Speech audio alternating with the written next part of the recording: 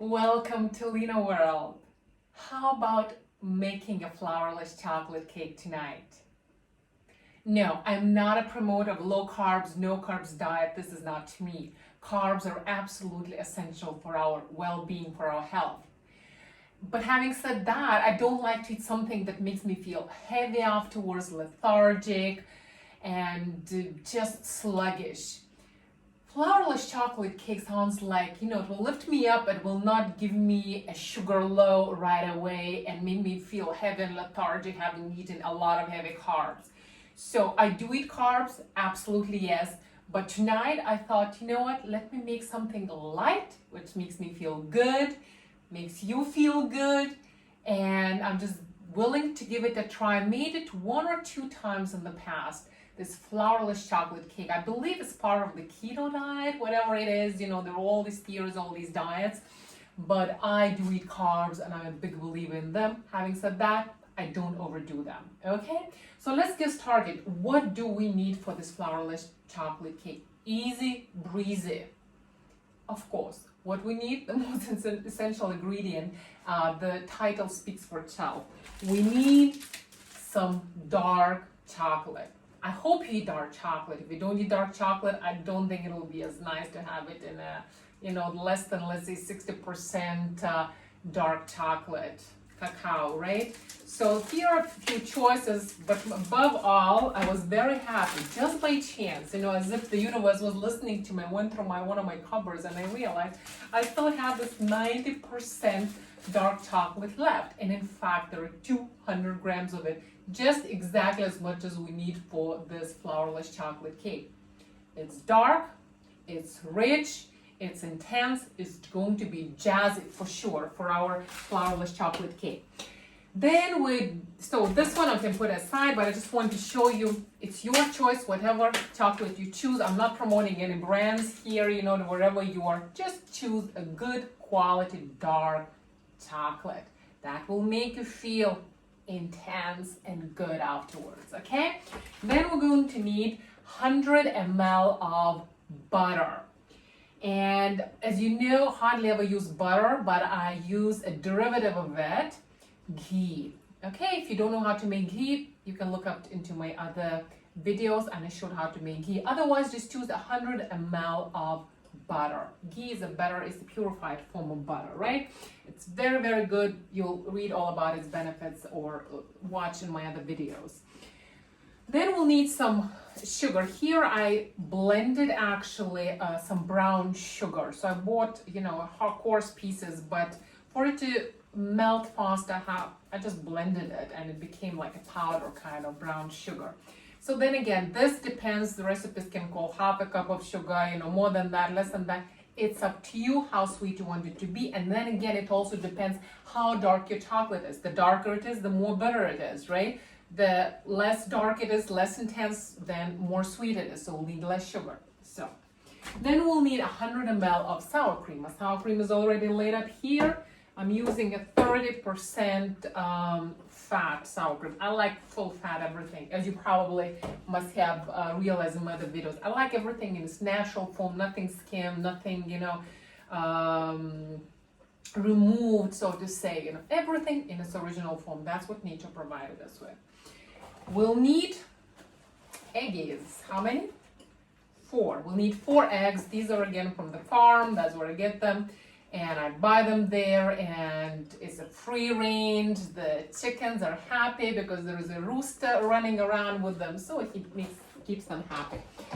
And that's all basically, and then a little bit of salt, pinch of salt, juniper berries, nutmeg, cinnamon, just improvisations. You can put some coffee powder, but that's about it. So the first step, what you have to do before you start making, you switch on your oven. Okay, so put it 160 degrees. Now put it a little bit more just to heat up faster. It's about, I think, 325, 330 Fahrenheit. So depending where you live. And I've already greased my tin. It requires, for this particular recipe, normally I use a square tin. And this is pretty large, so I'm not sure how it's going to turn out to be. I just couldn't find my smaller tin, one of those things, that opens up like this. This is bigger than an 8-inch tin. I would say if you get an 8-inch, that would be best. But it's already greased it, as you can see. And here we're gonna double boil, so put one pot inside the other. There is water in there, and what we need to do, the first step, is melt our dark chocolate.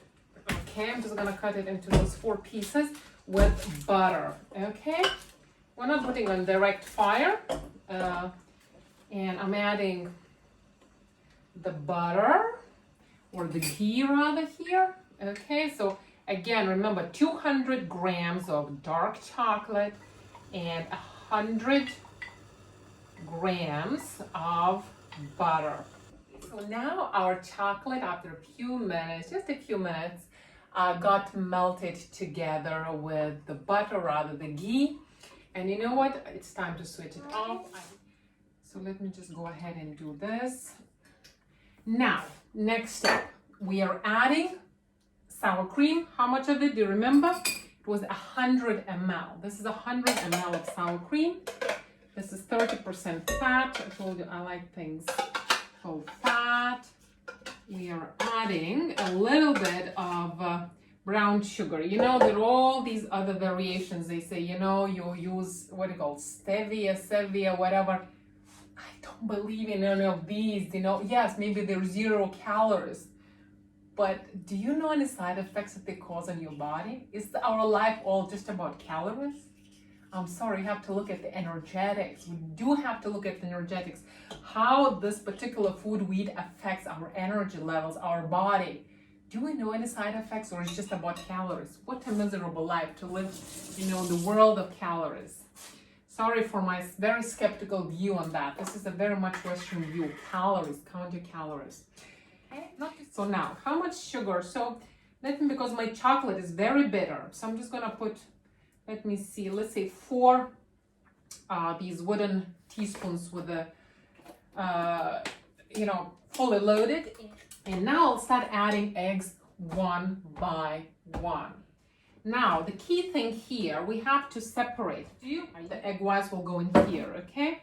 So, the egg whites go separately. And just like fold it in, those eggs, one by one, one by one, one by one. Egg yolks first, right? We're using egg yolks. So, and we'll proceed like this with the rest of the eggs, okay? I'm gonna use the whip. And you want to blend them pretty well, because then very slowly we'll just fold it all in into the main batter. Okay, so we are done with mixing the egg whites with a pinch of salt. Now we'll have to slowly, gently put it in without whipping anymore, okay? But this is one test we have to do before we do that. Let me just take a little spoon.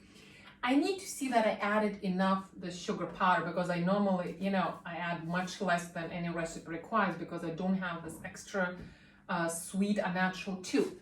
So I want to taste it, because this is our last chance to add some sugar if need be. Once we add the egg whites, it will be a disaster if we add sugar afterwards. So let me just give it a little taste. You know what?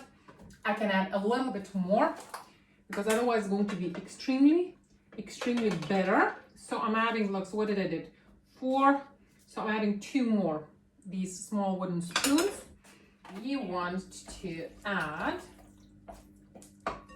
our egg whites. Okay, so we're adding just a few of those egg whites, maybe almost half or so. And let me just fold them in nicely. Don't overdo, don't blend, don't whip here. This is not the time. It has to become one texture. Okay, the texture became emulsified. Really beautiful. Really beautiful. Okay, so I'm gonna add just a little bit of cinnamon just to give it some flavor, and I think I'd like to grate some nutmeg. Nutmeg, you know, chocolate keeps you really awake because there's caffeine inside, and nutmeg has the opposite effect. It's sedative, it's soothing, it's calming, and it's one of my favorite spices. I love it. It brings me into a trance, to be honest. But you know, nutmeg has its own toxicity, so do not overdo it. I'm just gonna grate some of it here. It just went inside because I got so super excited. Okay, the texture looks nice and smooth. And we are ready to put it in the oven. It's nice and hot, 160 Celsius or 325 Fahrenheit. It's not as thick because my tin is a little bit bigger than I usually use. It's bigger, it's about probably 10 inch. Normally I would recommend use 8 inch for that amount, so it will not be as fluffy probably. The cake, it doesn't matter, it'll still be hopefully very good. So let me put it in and 30 to 45 minutes. Okay, we'll use the toothpick or a chopstick, wooden chopstick to check it. And I'm gonna time myself and I'll meet you in the final or the one but final step. In the meantime, I can clean up my act, maybe lick up my act because there is still a little chocolate leftovers in those dishes. Naughty Lena, right? And then we'll let the cake cool for good 3 to 4 hours, depending on the climate where I live, depending how hot it is indoors. And it's actually real nice to have it when it's frozen. I know it's weird, but I love it, you know, keeping small pieces in the freezer, get it up and take it whenever a guest comes, whenever I feel like it. Suddenly maybe I have a craving to fix some of my emotions. Who knows, you know, as I told you, the body speaks. I don't know about tomorrow, day after tomorrow, or even tonight. How can I know, right? So it works very well frozen, but if you like it warm, you still need to let it just kind of cool down for a few hours before you dig in. Okay, so we are back and this is 35 minutes later and I've just checked and I'm going to check it one more time with you. But we're ready to take it out. These are my two toothpicks that I keep checking with. Actually, only one time I checked. That would be a lie if I say keep checking. Otherwise, it'll keep deflating if you keep opening the oven too often. So 100, I would say 60, 70 degrees or something. I put it like that, 65, whatever works, something like around those lines. And you know, I put the toothpick, you see nothing really glues to it, sticks to it. So we're ready. I'm gonna take it out. I'm going to switch it off, and as I said, before we actually go for a trial session, we need to wait until this not so thick, but actually very deliciously smelling chocolate flourless cake is going to cool off. Okay, so we are back in the kitchen a little over 2 hours later. It's cool outside, so it cooled off very fast, okay? But let's go ahead and give it a tasting session first. Maybe we are feeling, we don't know. It looks nice, smells good, but let's give it a try. So let me first of all express my gratitude.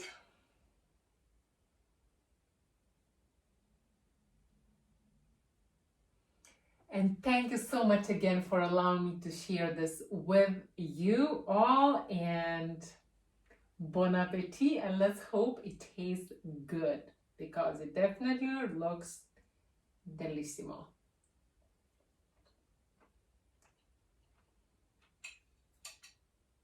It's rich, it's dark, it's intense, it's jazzy. Welcome to Lena World. I'm sure all my teeth are dark already. P.S.